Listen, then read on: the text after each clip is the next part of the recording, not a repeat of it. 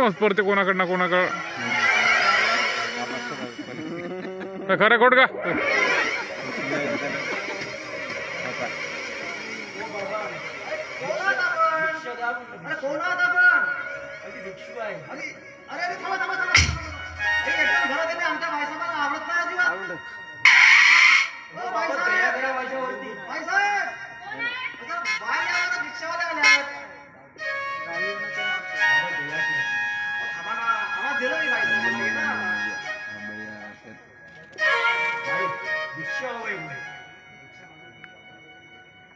भिक्षा मागायची ही काय पद्धत आहे?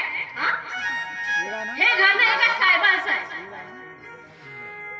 दारासमोर उभे राहणं किंवा भिक्षा मागणं हे कुठलं काम आहे? अहो तुम्ही चक्क दिवाण खाण्यात आले, समजलं तुम्हाला? जसा ते ऐकून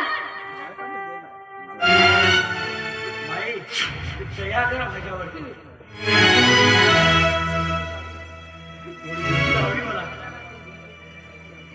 माई माझ्या पोरीनं कालपासून काही खाल्लं नाही.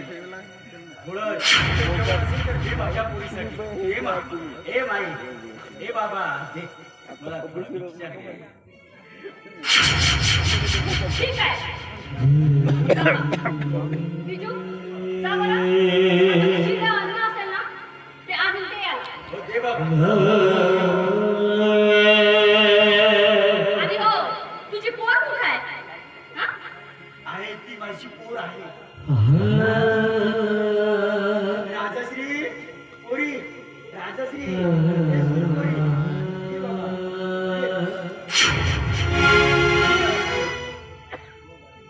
ओ बाई असं भिक्षा मागत फिरण्यापेक्षा कुठेतरी मोलकरीण म्हणून काम करायचं ना.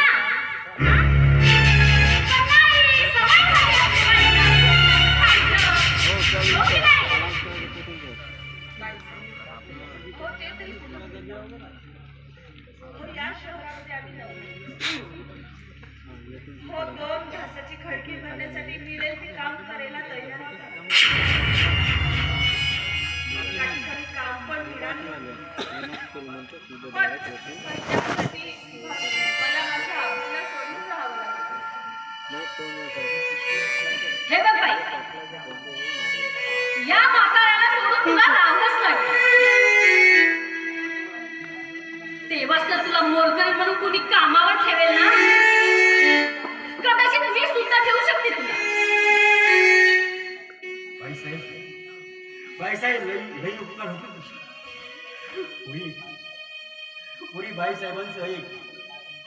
माझं काय पिकलेला पान कधी ना कधी घडणारच. माझे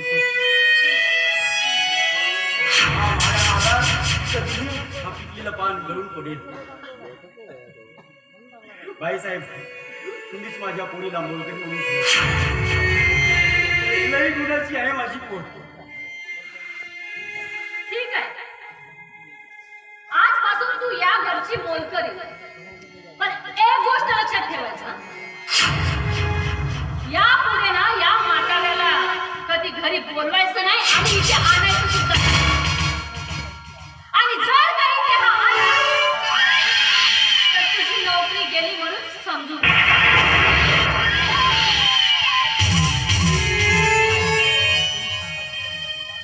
तुम्ही सांगाल कष्टाचे काम करेल, पण माझ्या आबाला माझ्यापासून दूर नका करू. या जगात त्यांना माझ्याशिवाय दुसरं कुणीच नाही. तुम्हीच सांगा, कुणाच्या आधारावर जगणार माझ्या आधार.